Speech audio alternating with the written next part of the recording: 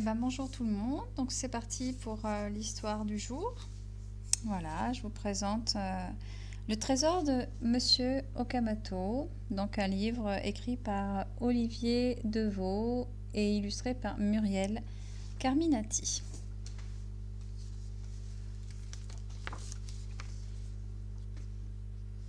Donc le trésor de Monsieur Okamoto. Qu'il est beau, s'exclame Kisaki, le petit garçon. Ses parents viennent de lui offrir le jouet dont il rêvait, un farouche guerrier des temps anciens en cuirasse. Il manquait à ma collection, mais maintenant je me sens capable de livrer bataille contre le monde entier. Les soldats de mes cousins n'ont qu'à bien se tenir, poursuit l'enfant les yeux brillants. Momoko, sa petite sœur, agite avec fierté le minuscule éventail au myosotis qu'elle vient de recevoir et berce sa nouvelle poupée. Ce matin, devant la maison, on a hissé les drapeaux en forme de poisson. Courage et longue vie, c'est tout ce que je vous souhaite, mes petits, s'écrie le vieil homme qui vient d'arriver. Et il désigne les carpes en tissu qui ondulent joyeusement dans le vent.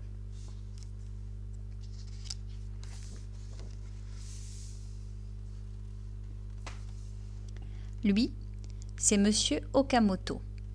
Il est veuf et vit seul dans la forêt, mais en ce mois de mai, il n'a pas oublié que c'est la fête des enfants aujourd'hui. Alors, s'appuyant sur sa canne de bambou, il a parcouru une lieue entière pour saluer ses jeunes voisins.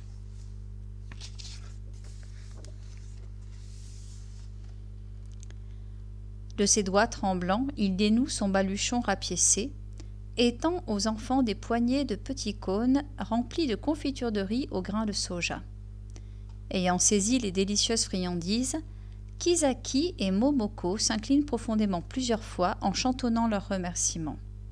Les parents invitent Monsieur Okamoto à entrer, mais il préfère s'asseoir sur l'escalier de bois où, les yeux plissés de joie, il accepte de siroter un bol de thé vert. Puis il repart en direction de la forêt, courbé comme une tortue.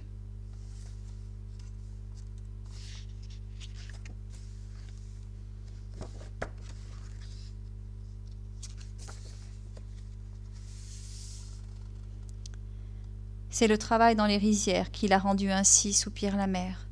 Pauvre Monsieur Okamoto. Il n'a pas eu de chance, ajoute le père. Il s'entendait merveilleusement bien avec sa femme, mais elle est morte brutalement et il s'est retrouvé tout seul du jour au lendemain. Ils n'ont pas eu d'enfants, mais si ça avait été le cas, sûr qu'il les aurait gâtés. Voyez d'ailleurs tout ce qu'il vous a apporté. Il n'est pas riche pourtant. Il a sûrement dû se priver pour vous faire ces cadeaux. Promettez-nous les enfants d'être toujours gentils avec lui.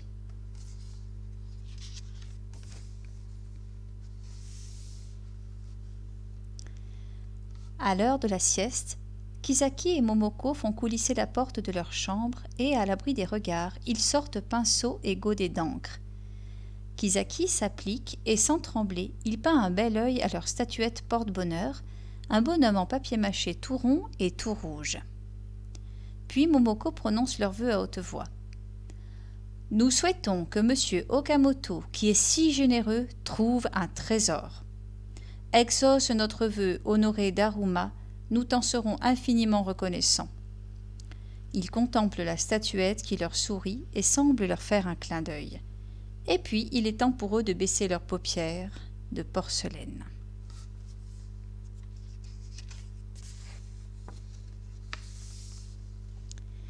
Le lendemain, c'est dimanche. Et, comme ils ne vont pas à l'école, les enfants décident en secret de se rendre chez Monsieur Okamoto. Pour ne pas inquiéter leurs parents, ils prennent leur cerf-volant et en avant. Les champs labourés scintillent comme une ombrelle de papier huilé, les talus sont rouges de coquelicots et les fragiles libellules dansent au-dessus des ruisseaux. Le paysage mériterait bien qu'on s'y arrête, mais les enfants ont envie de savoir si leur vœu s'est réalisé et ils accélèrent le pas. Ils quittent le chemin de terre ensoleillé et s'enfoncent dans la forêt bruissante et fraîche. Ils aperçoivent bientôt la maisonnette qui luit doucement parmi les arbres comme la lune par les nuits claires.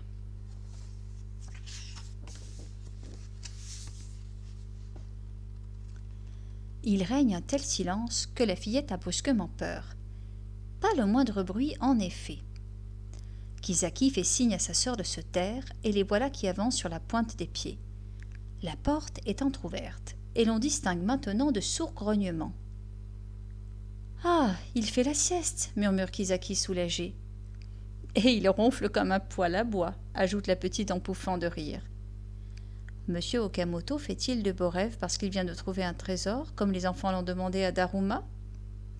Voulant le surprendre dans son sommeil, Kisaki et Momoko s'approchent de la fenêtre. Et alors, leur sang se fige dans leurs veines.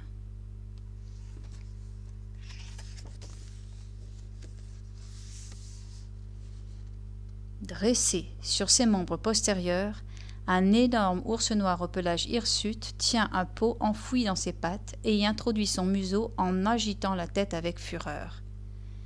Mais il semble sentir une présence et tourne sa grosse tête vers la fenêtre, l'œil vitreux.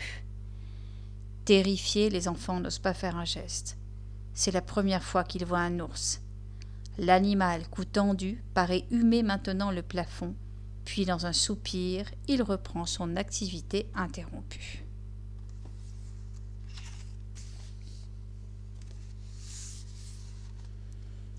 Avalant sa salive, Kisaki empoigne par la main sa petite sœur pétrifiée. Sans un regard en arrière, il s'enfuit aussi loin que leurs petites jambes peuvent les porter. Épuisés, ils finissent par trébucher et s'étalent de tout leur long sur l'épais tapis de mousse qui recouvre le sous-bois. Ils croient reconnaître le lourd pas de l'ours derrière eux, mais c'est seulement leur cœur qui tambourine jusqu'au fond de leurs oreilles.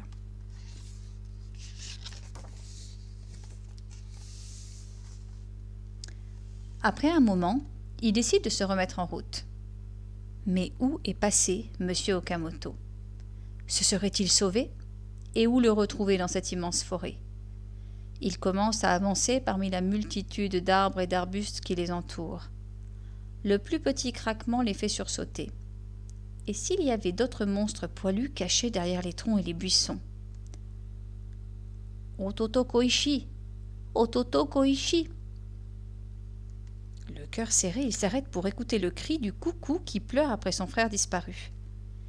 Ce n'est pas le moment de renoncer, gronde Kisaki, les poings serrés. Petite sœur, nous devons prévenir coûte que coûte Monsieur Okamoto. Momoko a confiance en son grand frère. Mais où aller? C'est un tel labyrinthe.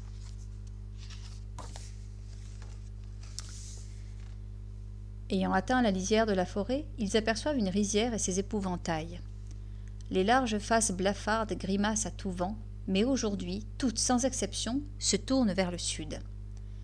Les enfants remercient les créatures de toile qui grincent sur leurs pivots et ils suivent la direction indiquée. Les épouvantails ne leur ont pas menti. Ils ne tardent pas à trouver le vieil homme occupé à ramasser du petit bois. « Monsieur Okamoto! Monsieur Okamoto, venez vite! Il y a un ours dans votre maison !» crie-t-il hors d'haleine.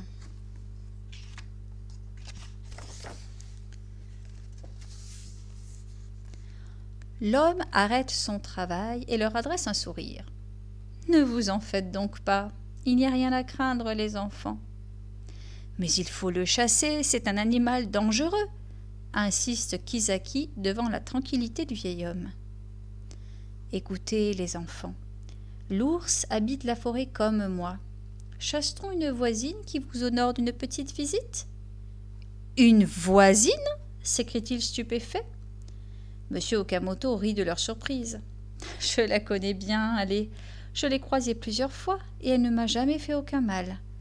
Sans doute est-elle curieuse et c'est pourquoi elle est entrée chez moi. » Il rajuste ses sandales de paille, hisse sur son dos sa hotte bien remplie et fait signe aux enfants de le suivre. « Venez, nous allons préparer un bon repas pour notre invité. » Chemin faisant, Monsieur Okamoto trouve des rayons de miel à l'intérieur d'un vieux tronc.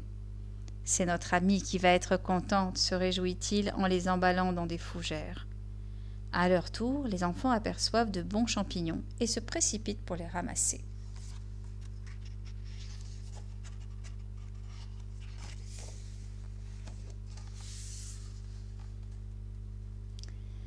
Lorsqu'ils rejoignent la maison, l'ours est toujours là. Elle a fouillé un peu partout et provoqué un beau désordre. Assise sur son derrière, elle semble attendre leur retour. Les enfants encore apeurés restent sur le seuil, contrairement au vieil homme. Après s'être déchaussé, il salue son invité avec beaucoup de politesse. Puis, sans manifester le moindre souci, il commence à s'affairer. Pendant ce temps, l'ours ne bouge pas d'un poil. Seuls ses petits yeux semblent suivre les préparatifs du repas. « Voyons, marmonne monsieur Okamoto, en explorant son garde-manger à moitié vide. Que pourrais-je donc bien cuisiner ? Ah, il me reste du tofu, je suis sauvé. Je vais le faire revenir dans cette casserole et cuire aussi un peu de riz pour accompagner les champignons. » Comme l'ours a l'air de piquer un petit somme pendant que le repas mijote, les enfants s'enhardissent, ne la quittant pas des yeux. Ils pénètrent dans la maison à pas de velours. Ils se postent près de la fenêtre, décidés à s'échapper si les choses tournent mal.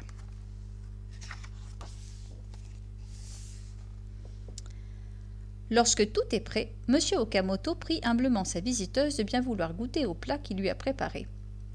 L'ours cligne des yeux et pioche dans le riz. Ses gestes sont étonnamment délicats et elle commence à porter à ses lèvres de petites bouchées de nourriture. Elle a l'air de beaucoup apprécier les champignons et grogne de contentement. Monsieur Okamoto lui désigne discrètement la paire de baguettes près de son bol. L'ours s'en empare aussitôt d'un geste gracieux et, clic-clac, engloutit toute la fricassée en un tournement. Une ours qui mange avec des baguettes. Les enfants fascinés n'en perdent pas une miette.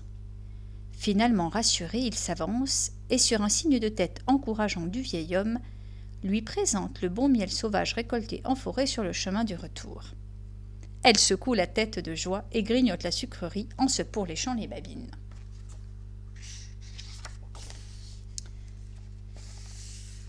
Puis, elle se relève. En se dandinant, elle se dirige vers la sortie, mais, arrivée à mi-parcours, elle s'arrête.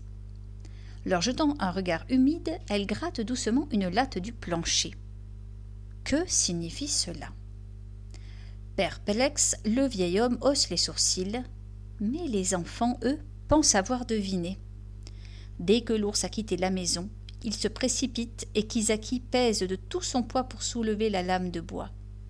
Une cachette. Momoko introduit sa main dans le trou et en sort une boîte. Les enfants retiennent leur souffle. « On dirait le coffret à bijoux de ma défunte épouse !» s'exclame M. Okamoto très étonné. Il l'ouvre et n'en croit pas ses yeux. Le collier de perles, la broche d'ambre, la bague en vermeil qu'elle aimait à porter les jours de fête. Que de souvenirs! Il y a tout un trésor.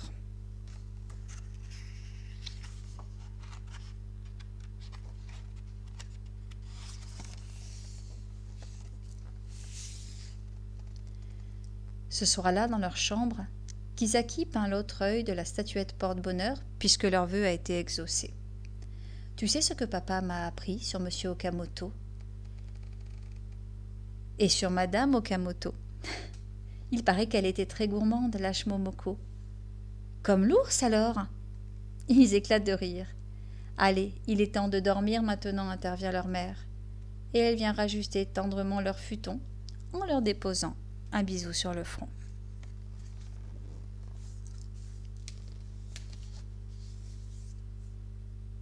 Bonne journée!